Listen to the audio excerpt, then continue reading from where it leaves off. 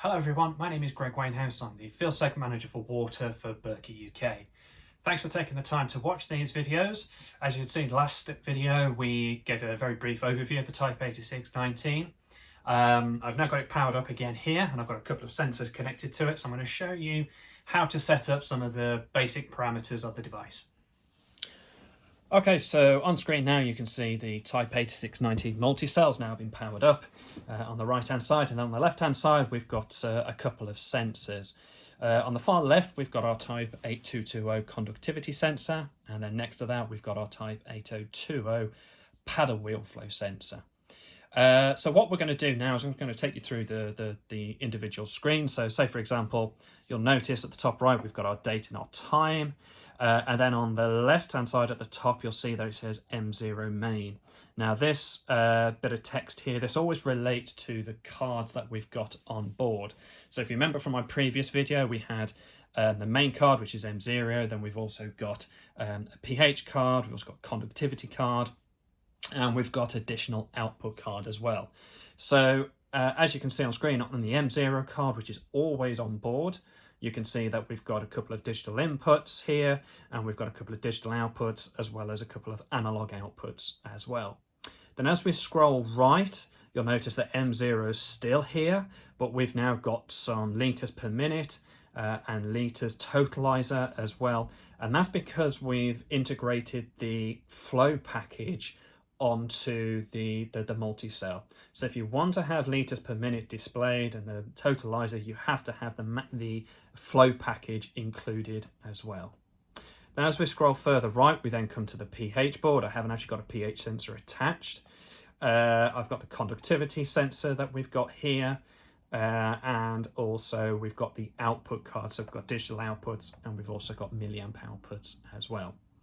But if we continue back round again, go back around to M0, you'll notice down on the left hand side that we've got a bunch of status information.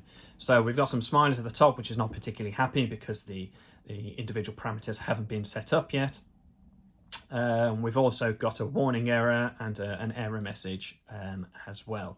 Now to see those, we just press the menu button here, and this takes you into the different menus that are available. So we've got our parameter setup, we've got our calibration information, diagnostics, any tests that we want to run, and then we come to our information. If we press OK there, we can then select what we want to see. So for example, if we go to the smileys, we can see what's particularly wrong.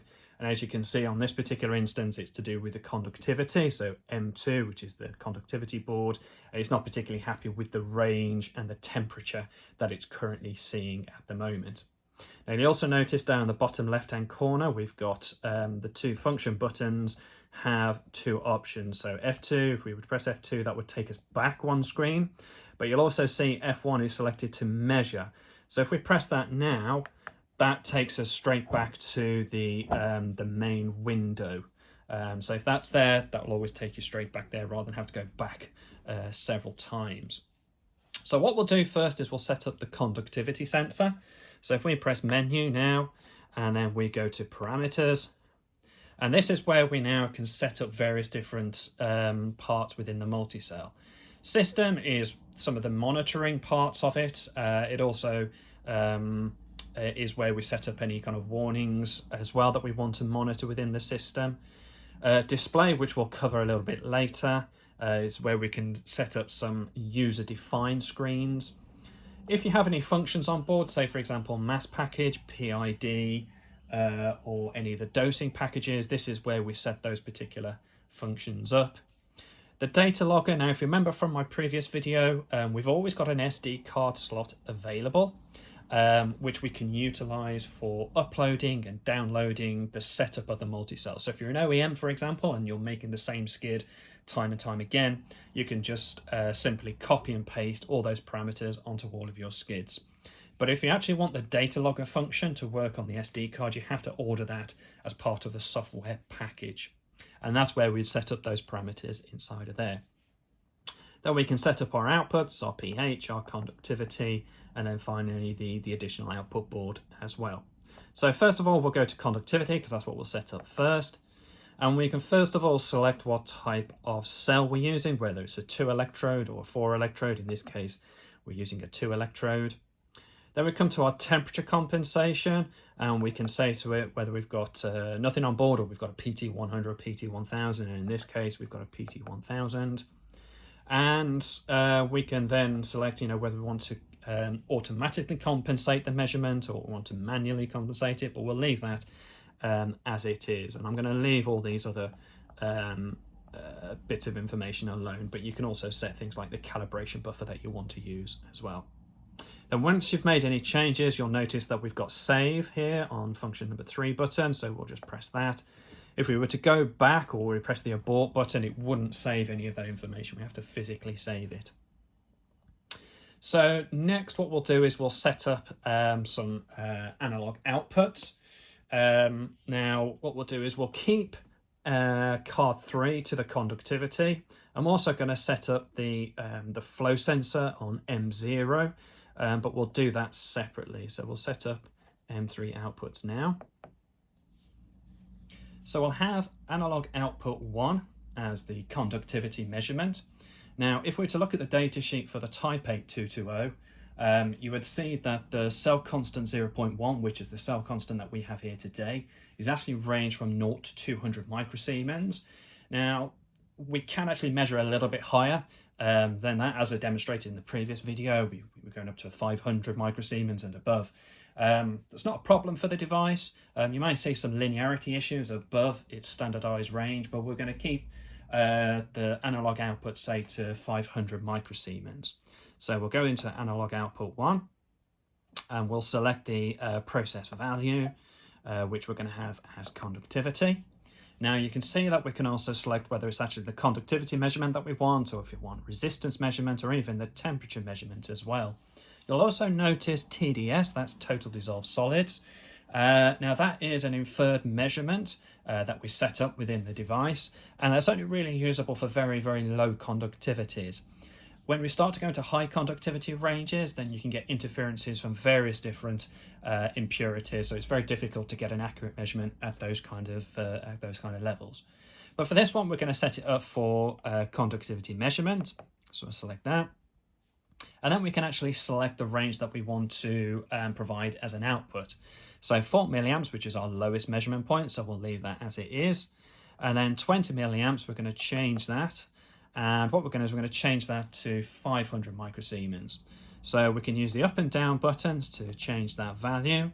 And then we can scroll along, and you can see the decimal place is in the wrong place. But if we press the right button again, that changes its position. So we'll change that again. There we are, and then we'll press OK, and then next you'll see that we can change the unit. So if we press the down button now, we can get to microsiemens, or we can go to Siemens or even millisiemens as well, but we'll keep it on microsiemens, so we press OK. Now we can also select filters. So say for example, if you had a very fast changing application but you wanted to kind of trim the values out, we can put either a slow filter or a fast filter on it.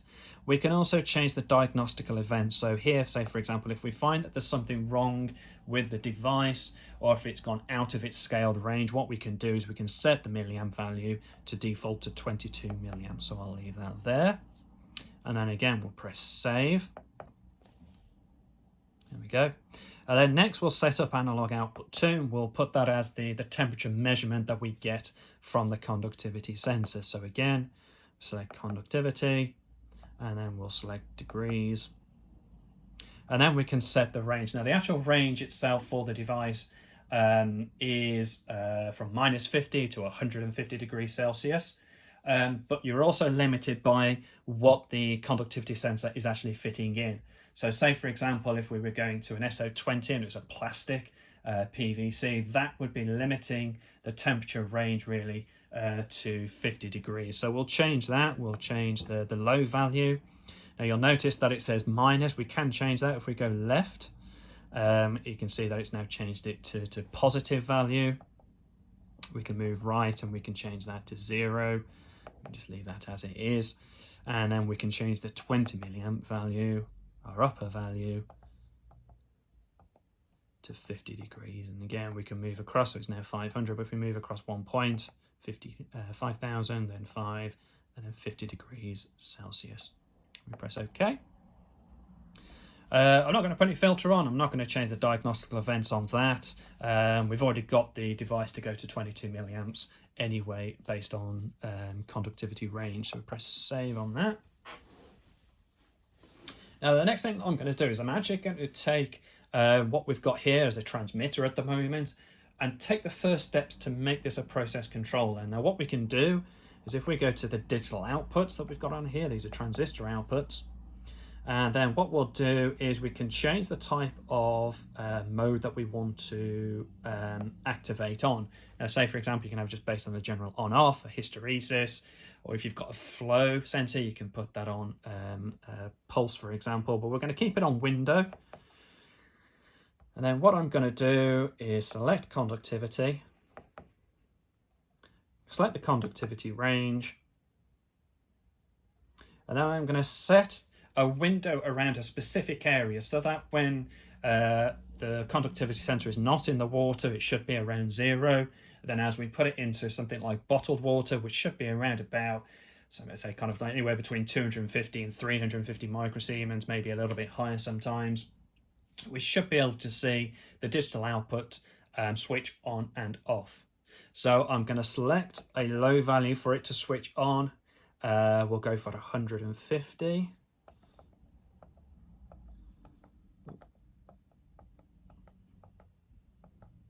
Press OK. So the digital output is now going to come on at 150 microsiemens, but I'm going to switch it off slightly higher. Say, for example, we'll go with 240.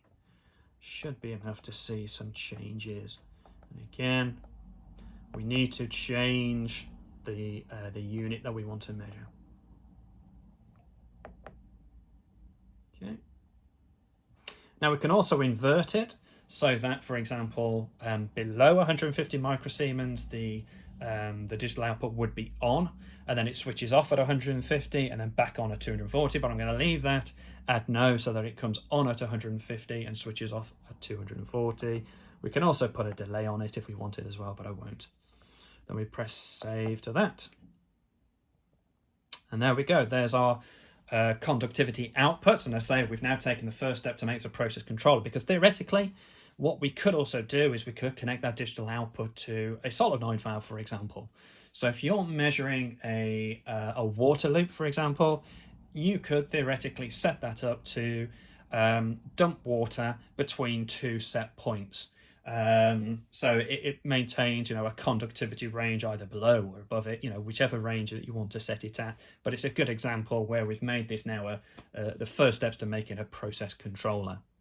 And what we can do is we now go back to the measuring point and we move across now to our conductivity measurement. So now we can see we're now measuring an ambient temperature of 20 degrees Celsius. There's no conductivity measurement. And you can also see now our output cards that we've set for the conductivity measurement currently sat at 22 milliamps because it's not seeing any conductivity measurement at all. We've got a temperature measurement. Now, if you remember right, we set it between 0 to 50.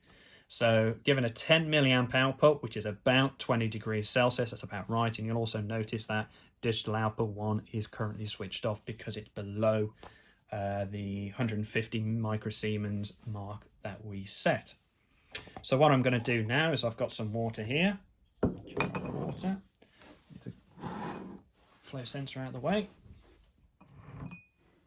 And then if we go back to our conductivity measurement, we're just going to immerse the sensor in the water. We should be able to start to see that conductivity measurement start to increase. There we go. We've also noticed we've now got 2 green lights, so it's happy with this system. So we've got a measurement there of 280 microsiemens, water temperature of 19.8 degrees. If we go back across to digital output, you can see now our milliamp range has now increased. Sorry, it's gone to 13 milliamp, which is about halfway on our scale.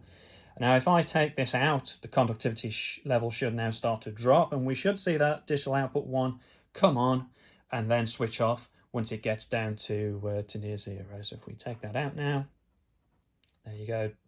Digital outputs now come on and then switched off as it drops below 150 microsiemens.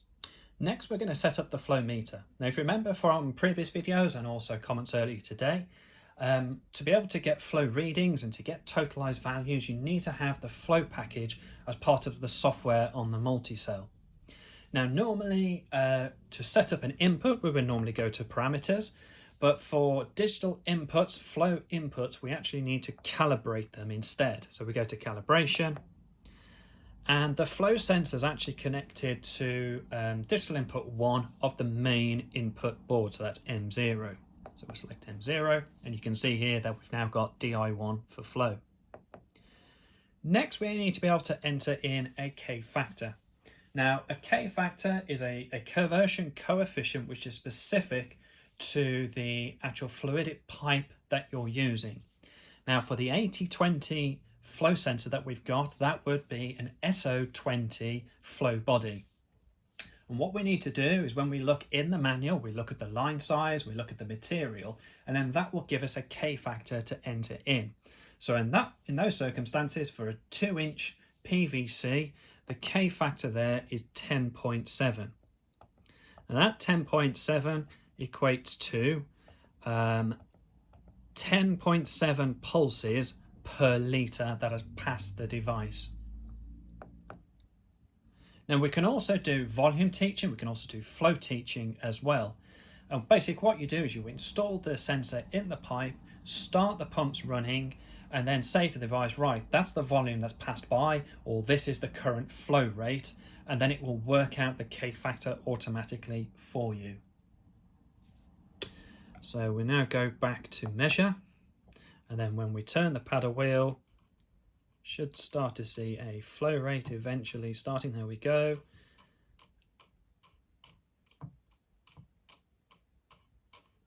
There we go. And basically what's actually happened there is we've had to do 10.7 half turns, because it's based on 2 pulses per rotation, complete rotation. So it's actually done 10.7 pulses, or 5 complete rotations, to get 1 litre of liquid to display. So next we're going to set up an output for the flow sensor. Now you might want to retransmit that flow rate to a PLC, or example to a dosing pump, because a lot of dosing pumps nowadays, they can accept either a milliamp or a pulsed input into it, so you don't have to have like a PLC. So to do that, we need to go to our menu, we need to go to parameters, because that's where our outputs are, and we'll utilize the main outputs that we have on the main card. Now, as I said before, we could have an analog output. We can equate the flow rate to an analog 4 to 20 milliamp output, but in this circumstance, we'll just use a pulsed output instead. So we need to change the mode. Say, for example, on off, it would just be as soon as there is a flow, the digital output would switch on. As soon as the flow stopped, the digital output would switch off. Now you'll also notice in this case we're going to utilize the pulse option that we've got down here. So we can use that, have the input, which is DI1, which is where the flow sensor is coming into, and then we can represent that as a pulse, and we can say, right, for every pulse it's 1 litre of liquid that's flowed. So we'll just keep that at 1 litre per pulse. And press OK. And then we'll save that. And that's our output setup.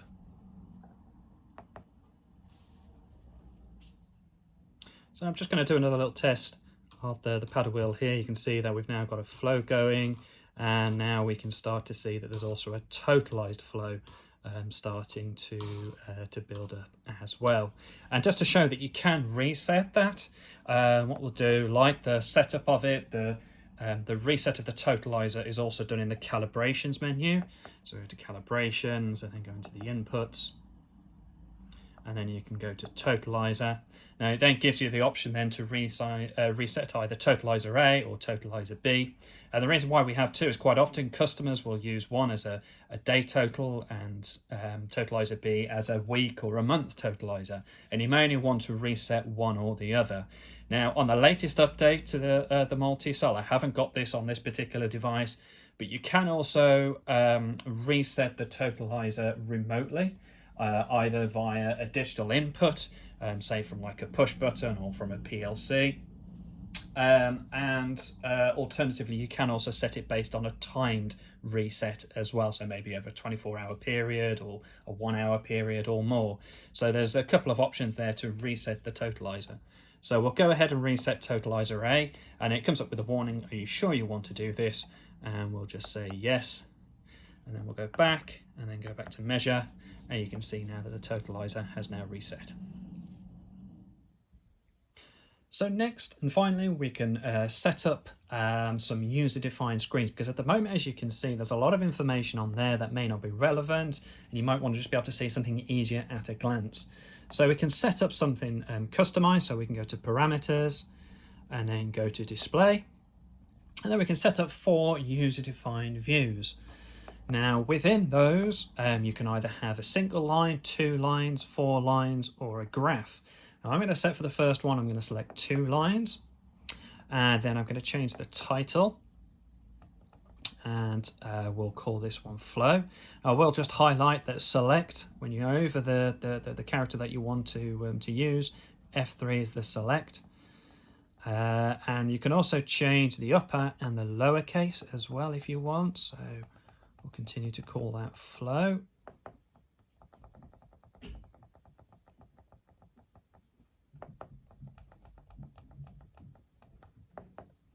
And then we press OK, so we now have put that in. So line 1, I'm going to select the process value, which in this circumstance for me is going to be on flow, which is on the main board. So now you can see that we can select any warnings that may appear, any analog outputs, digital outputs, any system switches that we set up as well. But in this circumstance, I'm going to select digital input 1 flow. So select that. And then we can display it in either liters, meters cubed, etc. We'll select liters. We can also set up filter, so very much like we did with conductivity earlier on. We can select a fast or a slow filter, but not particularly worried about that, so we'll press back. And then for line 2, I'm going to select totalizer. So we'll go back to process value, we're on the main, and then we scroll a little bit further down, and then we come to DI1 totalizer. So now we can also select, do we want the first totalizer or the second totalizer? If you remember, we can either say, for example, have a day totalizer in a month or a week, or etc. Completely your choice, but we'll select the first one. And again, we'll have it in liters. So now when we go back and we save, and we go back to measure, we now press the down key. We now see that we have a much easier view of the flow rate along with any totalized flow. Okay.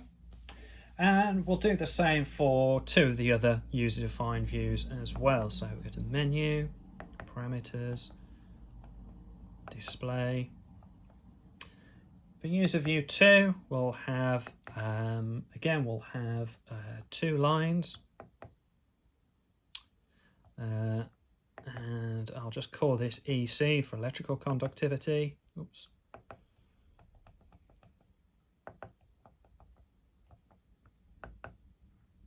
There we go. And then we want to use process value conductivity. Use the conductivity value, no filter. Then line 2 will have that as the temperature reading. And so we'll save that. For user 3, what we'll do is we'll have that as conductivity, but as a graph. So we can see some graphical changes. I won't put a title on it. So we want to use conductivity.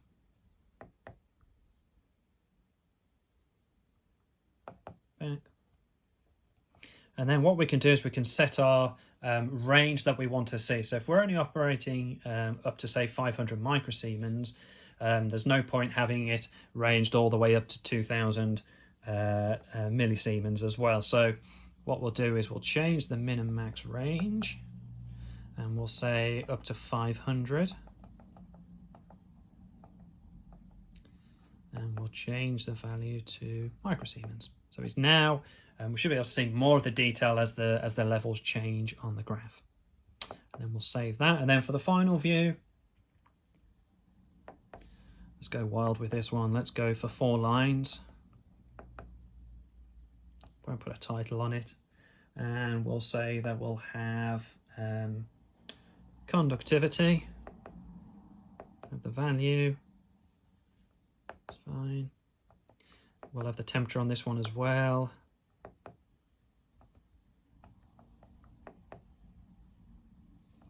Back. And then line 3, we'll have the digital output that we had. Remember we set up earlier. So we can see what the status of that is at a glance. And then finally, we'll have just the totalizer from our flow sensor. There we go.